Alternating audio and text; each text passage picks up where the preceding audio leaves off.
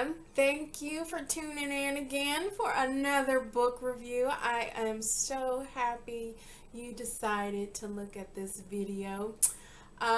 The book is called The View from Coral Cove by Amy Clipston. I believe that's how you pronounce the name. I read the audiobook version, so I will attach a copy of what the cover looks like to this video for you. But this story is centered around Mia, the main character. Mia is an author of romance novels and is doing fairly well in life. Mia's life changes trajectory when her fiance Kyle calls off the wedding and leaves her to pursue his career. Ouch. Mia is heartbroken and is further saddened by the death of her Aunt Cece. Mia has returned to Coral Cove to handle her Aunt Cece's affairs, which include a toy store. Mia is reminiscent of her time in the Cove as a youth, helping her aunt in the store and having great adventures. Mia inherited the store and has decided to take up residency and run it. Mia can write anywhere, so why not, right? So during this transition, Mia finds out the toy store isn't doing so well and has to figure out how to get revenue up. The idea Mia comes up with to save the store is a great one, okay? And I personally think if a bookstore or toy store adopts this idea, it can be pretty lucrative. I like the idea for sure. But you are going to have to read the book to find out what that idea is, okay? I'm not going to tell you. She also encounters a handsome man and his daughter. And on top of that, Mia finds out her deceased mother and aunt has kept a secret from her. Oh, goodness. I will let you read the book to find out what this secret is and how it affects Mia. Mia doesn't think she can write romance novels anymore since her life has become a tragedy. However, the Cove has plans for her. Kyle, the ex-fiance, has a play Mia didn't consider. The handsome doctor and his daughter have a unique situation that Mia may or may not be ready for. The handsome doctor and ex-fiance Kyle put Mia in a pickle, and she will have to make some hard decisions. And of course, I will let you read the book to find out what happens and what Mia decides to do about these two men. You will have to read the book to see how Mia navigates this phase of her life. Now, I had some thoughts while reading this book, okay? And I'm just going to share a few, okay? So, a thought I had was that it's interesting how people are attracted to each other, but try to fight it so much. And then on the flip side, how people know they aren't right for each other, but try desperately to hang on to each other. The other thought was that women need to stop thinking they don't have choices in relationships, okay? Because we most certainly do, okay? We get to choose who we say yes to. They can't have us unless we say yes. We truly have the power card, people. Women have the power card. You can't have us unless we say yes. So I also thought that we set timelines for events to happen in our lives.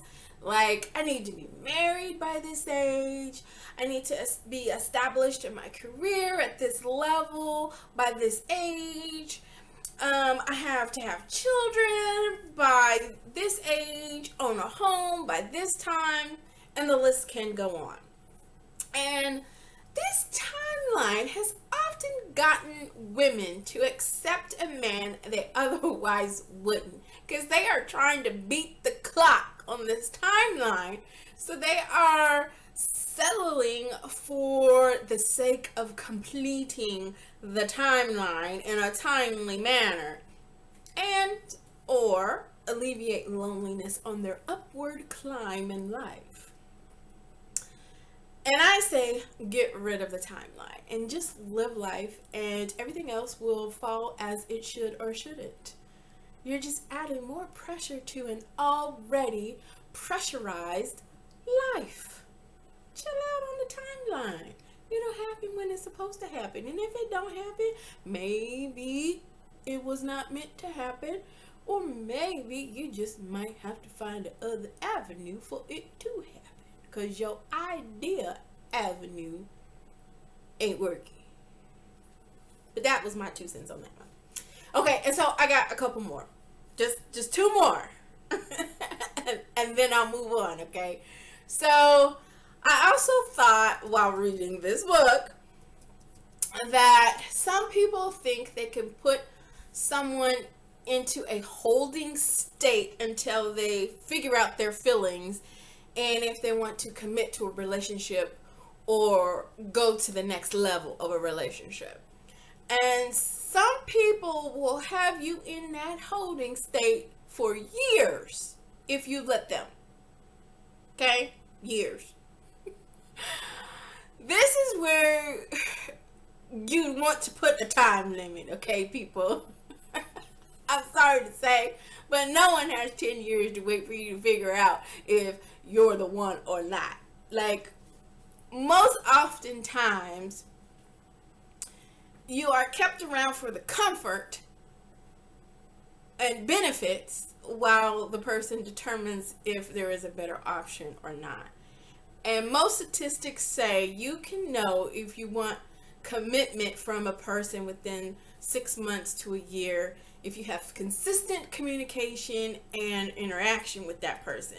Like, it should not take you 10 years to determine if this is the one or not. I mean, that's a long time. And if you ain't figured it out, like, in the first, like, year and a half,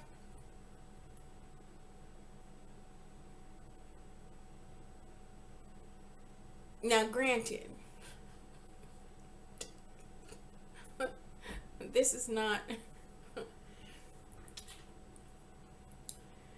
they say 6 months to a year. You should be able to figure out whether or not you want to be at least committed to the person. Now, marriage, that's another level, but at least a commitment toward one another. You should at least have that 6 months to a year. Marriage, I'm not even talking about marriage. That's a whole nother cake. Okay? But if it takes longer than 6 months to a year, you might want to evaluate some things. Obviously, I am not a relationship expert. I'm nowhere near a relationship expert. But I'm just saying that, I mean, it shouldn't take you 10 years to figure out whether or not you want to be committed to someone or not. I mean, that's using up a lot of someone's life, and you don't really want to be with them. Or you want to see what other options are out there. If that's the case, be single and figure out the other options. Don't put someone in a holding state for a long period of time so you can figure your ish out. Don't do that. And lastly, some people get mad when the other person isn't ready to go to the next level in a relationship and think they can emotionally manipulate them into it. They begin to play on your fears and that timeline you set for yourself. And we often settle for not finding the right one, so we end up saying yes to the right now one. Again, attempting to meet those timelines that you set for yourself for those personal goals in life. Something to think on. Okay, so as I said, I am not a relationship guru. I am not a therapist or counselor or any of those things. And these are not facts. They're just things I thought of while reading the book. Okay, so I'm not really trying to give, relationship advice. This is just some things that I thought of when I was reading this book that had me like,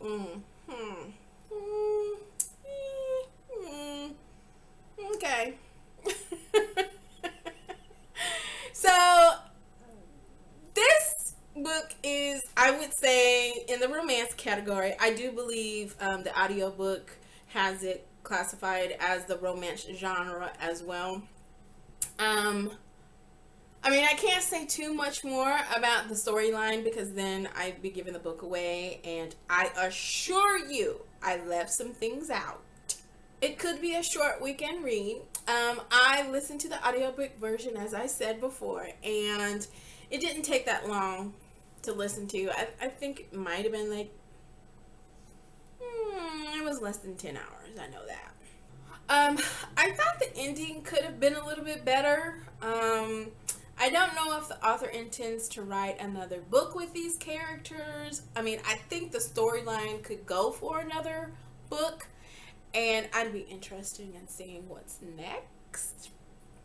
I don't know if there are any questions provided in the physical copy of the book. There are some topics you could cover though. Obviously, love, relationship dynamics, and expectations. How Mia's family secret can affect all the parties involved. What would you do if you inherited a business, possessions, money, or property? The topic of uprooting and changing not only careers but lifestyle. Could you enter into a ready-made family, and what would that look like for you? The hardships of small businesses and what one would do to keep afloat and or prosper. These are just a few to get the convo going, but I'm sure you can come up with a few more topics by reading the book. I didn't find any blaring triggers in this story. There is death mentioned, but no elongated details. There is drug addiction mentioned, again, minor detail. You might have some "how could you" moments in regards to the relationships of the characters and their behaviors.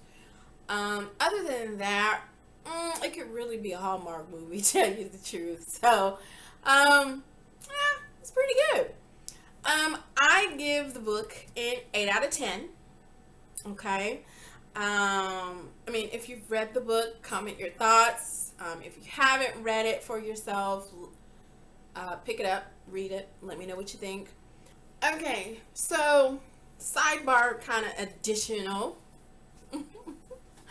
I've been doing book reviews for a very long time, just in a different way. I used to read books, and then on my Facebook page, I would basically give a short blurb and rate the book, right? So giving book reviews is not something new. Just this YouTube book review style is just a different format, okay? So I thought it would be fun to give you an old review that I did on a book, and this was back in July of 2016. Because you know, Facebook gives you those memories of the day, and I often see my old book reviews, and I thought it would be fun that from time to time I would add that into um, one of the current videos that I'm doing. And so this particular one was back in July 2016. Nalo Hopkinson. Nalo Hopkinson. And the title is Sister Mine. Okay. And what I wrote about this book back then was, this is a fantastic find. This snatches your attention from page one and carries you on a journey. I don't think I've ever read anything like it. At first glance, the book cover looks like a psychedelic trip, like a psychedelic trip out. But once you're finished reading and look at it again, all the dots connect and the cover makes sense. Grade A read. Next. That's what I used to do at the end of my post when I do a book review, is I'd be like, next.